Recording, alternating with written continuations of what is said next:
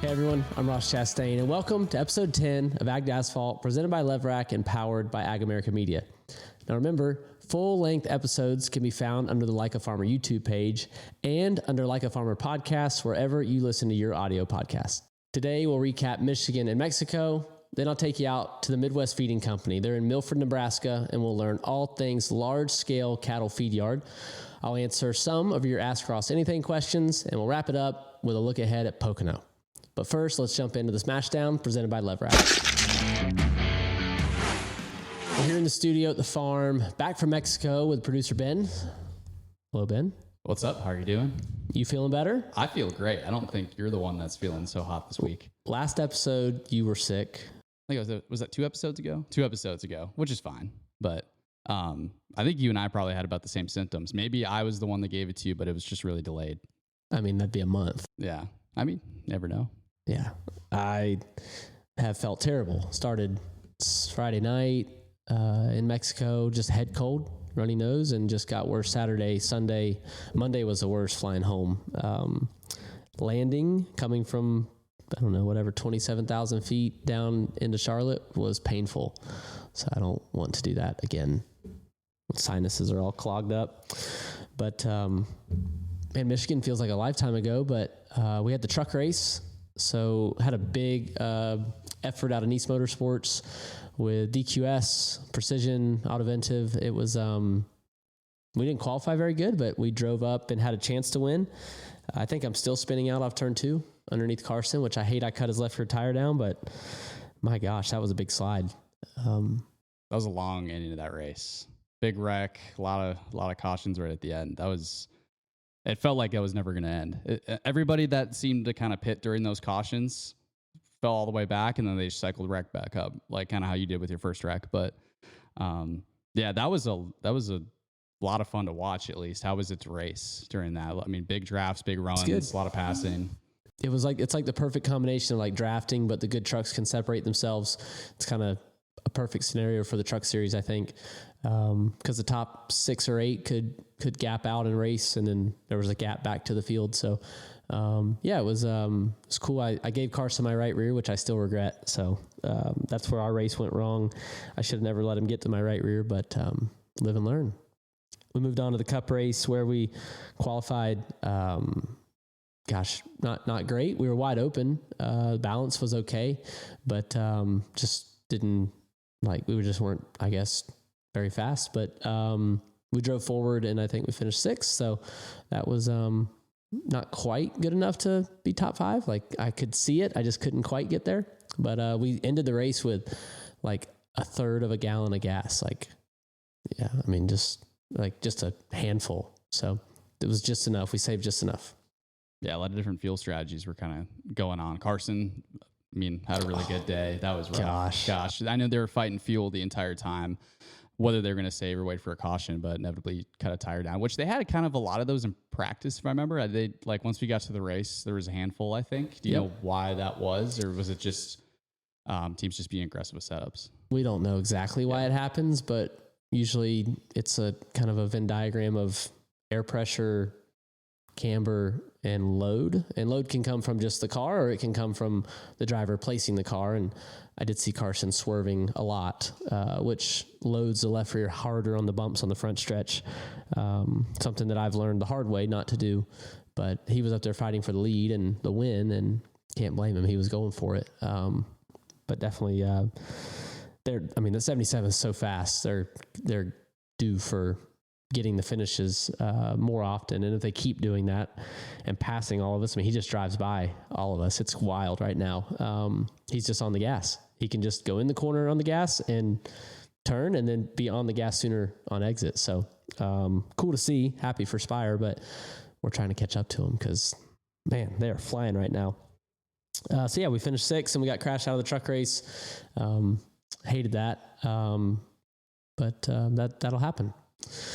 Then we headed down to Mexico.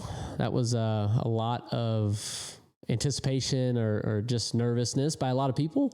I had a really open mindset to it, but didn't know exactly what to expect going into Mexico City. I've been to Guadalajara and over to the West Coast, but never to the largest city in North America, I think. I think is it 9 million people or like 23 million? I heard both numbers, and It's I don't a know lot. which one's right. But yeah, there's a lot of people. It's a lot. But you know what? There's a ton of traffic on the road, but there weren't a lot of people walking. I mean, there were some, and there was like in the morning, there'd be people out jogging, and I went for a run Thursday morning.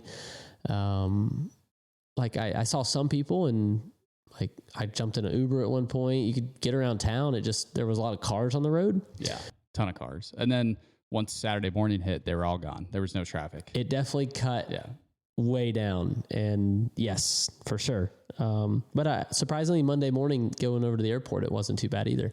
No, it wasn't. No, I mean, we went at like 1:30 in the morning, so there wasn't any traffic. But yeah, we had the 5 a.m. flight leaving. Oh, geez. Well, your travel coordinators, questionable at best. We got back probably 2 or 3 hours for everybody else, so I didn't hate it. I just went back and slept forever. But well, I mean, what was your first impressions of going there, seeing the sights, checking out restaurants? Did you have any favorite meals that kind of stuck out? I mean, we ate tacos the entire weekend, but I saw you had some breakfast somewhere that the Wise Guys, I think, doing altitude stuff. So what was your experience like? Yeah, I mean, we went for a run, and I could definitely tell that there was an altitude difference because I just couldn't run as fast for the same heart rate and like breathing. I needed to be able to have a conversation while we were running, and just had to run a 10-minute mile to be able to do that. It's a little slower than I can do here in the States.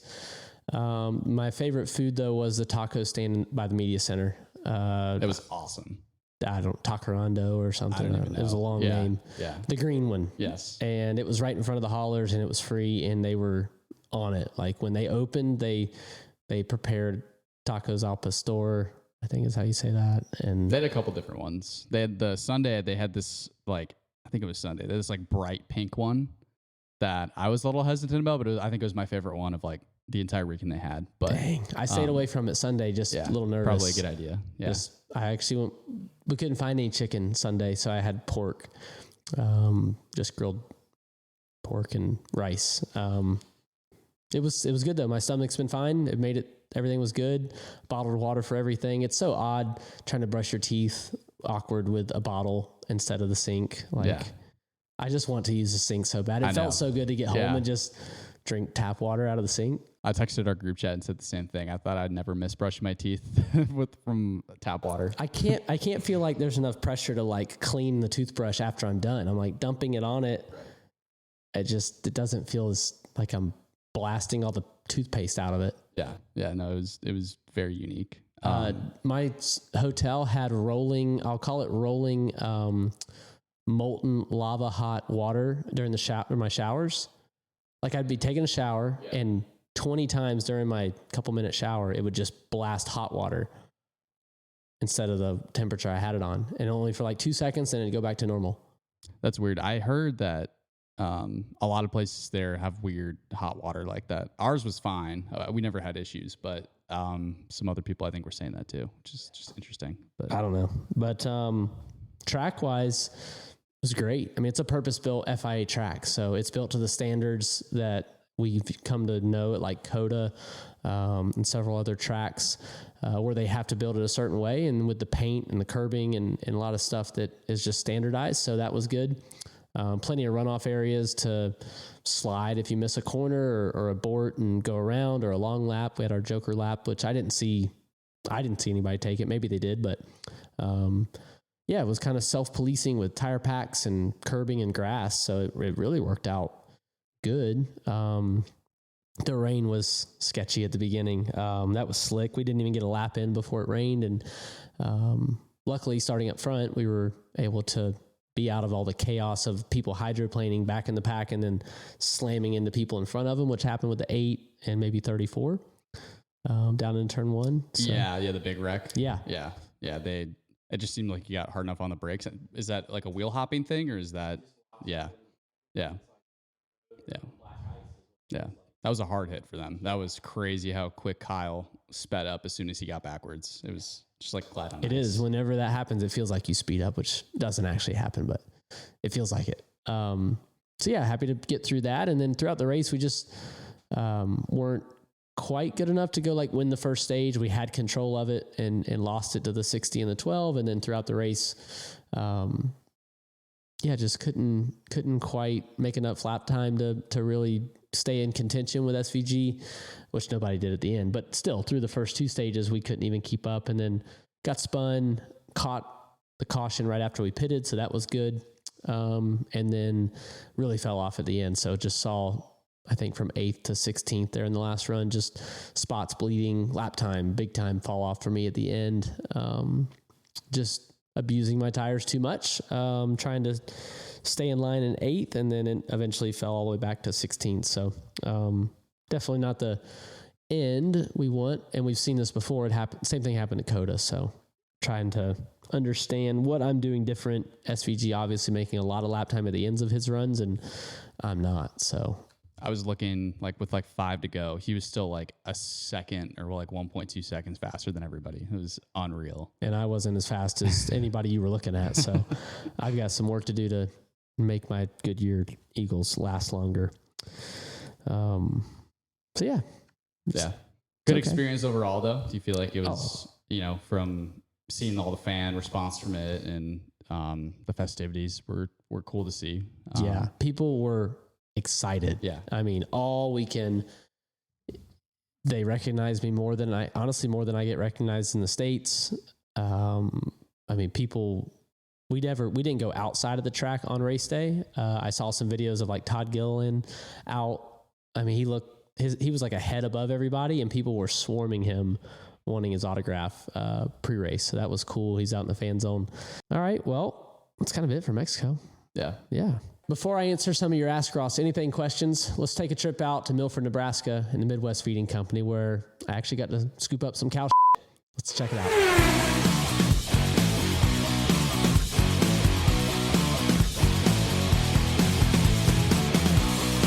All right, guys, today we're standing in Milford, Nebraska. I'm here with Dave Dickinson of Midwest Feed Company.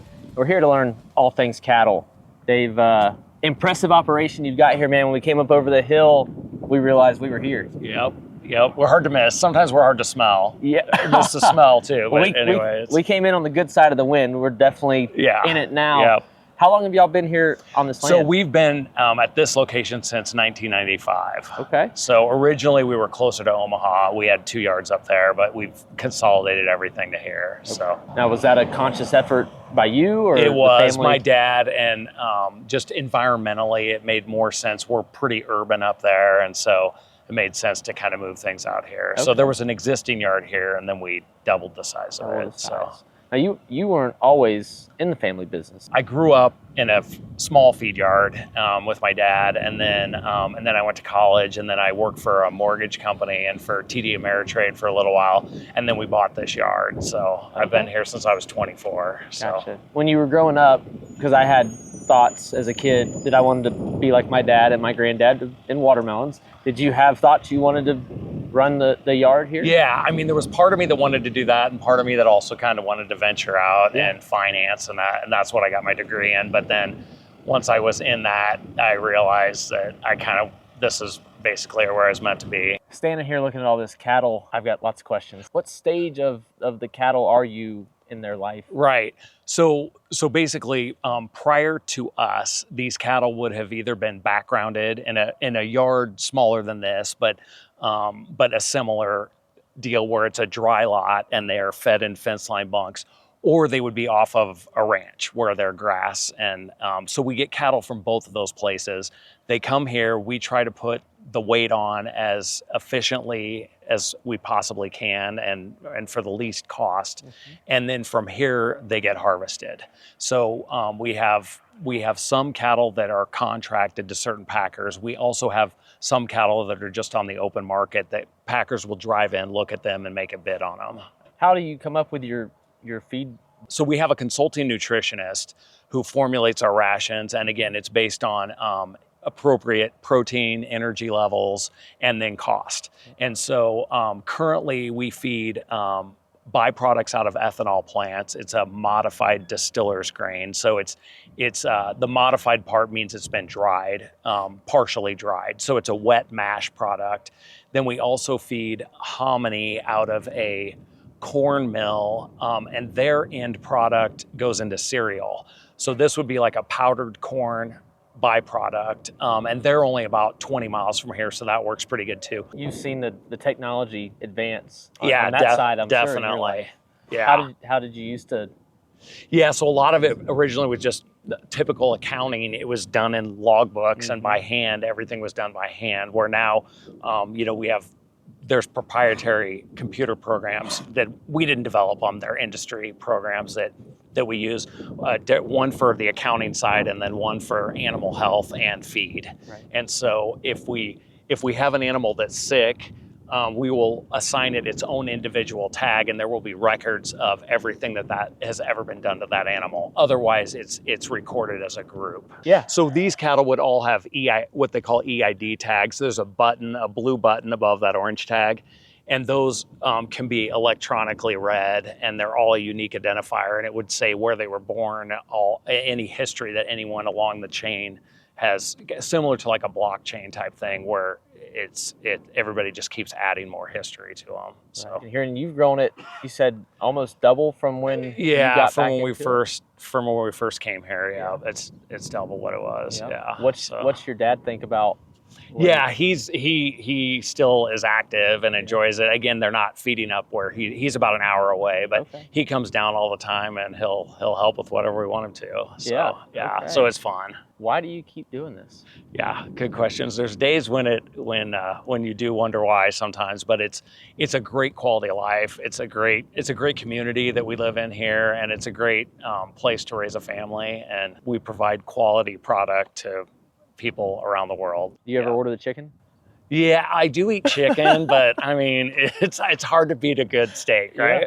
Or anything beef, as far as that goes. Well, can I get my hands dirty? Absolutely. So I'm going to turn you over to my son, Hunter, and he'll make sure that happens. Show me where the real work is. Oh yeah, absolutely. Okay. Well, I see those boots. I don't really like them. We've got a pair of Georgia boots for you. All right. Okay. For when you get back to real work. All right. That sounds when we get out great. of your hair. So, wanted to give you this Georgia boot. Awesome. Say thank you for what you do. All right. Helping feed this appreciate country. it. So. All right. Well, I'm going to go find Hunter and get some real work. Sounds good.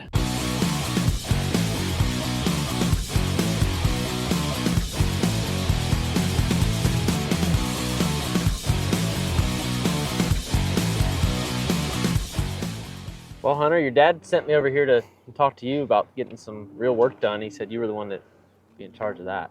Oh yeah, so we gotta clean out some of these holding pens before the new cattle come in. So yeah, we might just go. We using a shovel, or can I use that Kubota I saw? Yeah, you can use the Kubota. You know how to run it?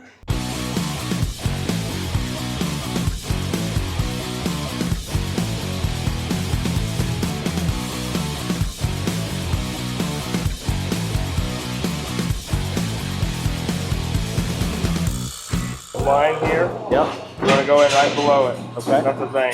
That's the vein. Don't want to hit that. Right. And then when you go in, you want to hold like this. So you can see this finger. So when you go in, you're not going to hit your hand. Okay. You got to go pretty fast and pretty hard. You just grab like that. Make sure you kind of. Huh? Hunter was this slow too. I'm definitely holding up the process.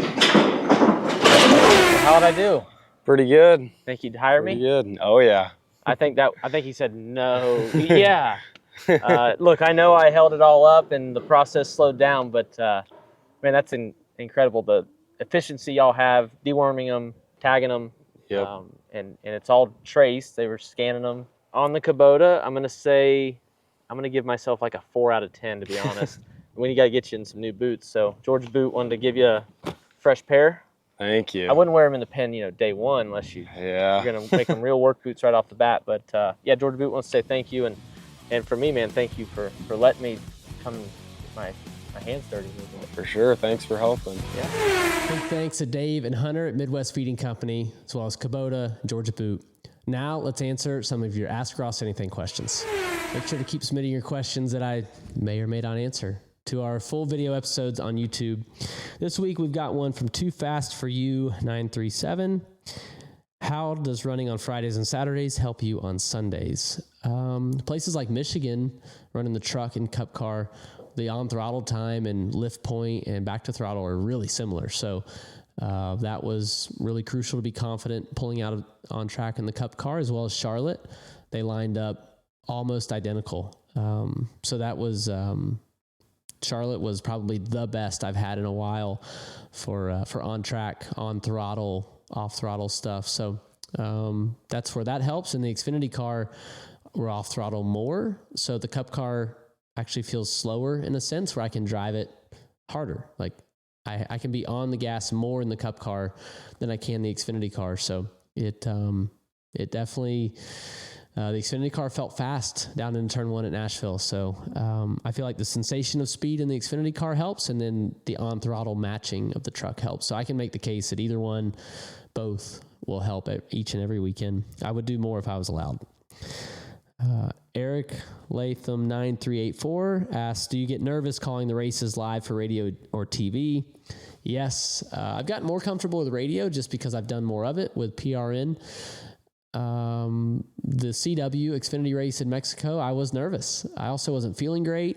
Parker Kligerman also was feeling bad. So we were sniffling and constantly muting our mics throughout the broadcast to blow our noses and cough. There's no way Adam Alexander is not sick this week. Like, he had to have gotten it. But I told him right as we did the national anthem for the Xfinity race, I was more nervous for that than if I was actually racing the Xfinity race. So definitely a lot of nerves on there. And Sarah Spiker asked, would you ever consider getting your private pilot's license? No, Sarah. The answer is no. It's an easy no. I've got a little brother, Chad, that's got his. So if I need to go anywhere, Chad can fly me. And I don't trust myself that much. So, here I am riding around with Super Cruise in my Silverado RST. I don't even want to drive my truck, let alone the plane. All right, that's it for Ask Ross Anything. All right, Poconos up this week. I'm only in the cup car.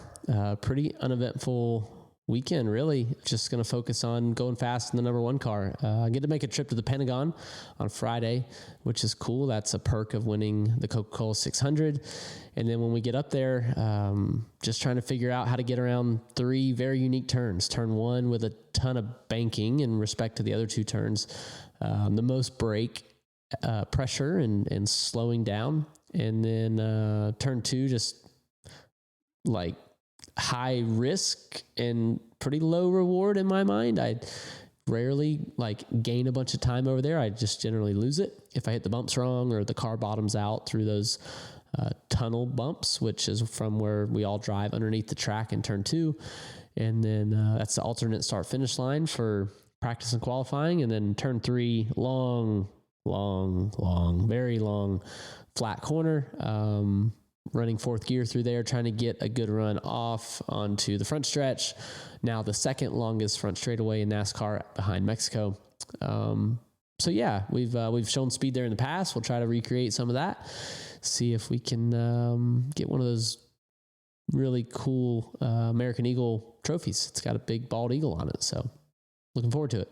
All right, everybody. That's going to do it for this week's episode of Ag to Asphalt, presented by LEVRACK and powered by Ag America Media.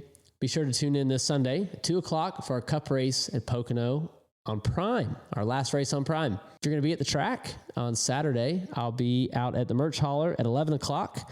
And then Sunday at the Fan Zone Q&A stage from 10:15 to 10:30. And then right after that, I'll be at the merch hauler again on Sunday. So come say hey. Subscribe to Like a Farmer on YouTube, where we drop episodes every other Thursday. Leave a rating on Apple Podcasts and Spotify, and we'll see y'all in the next episode.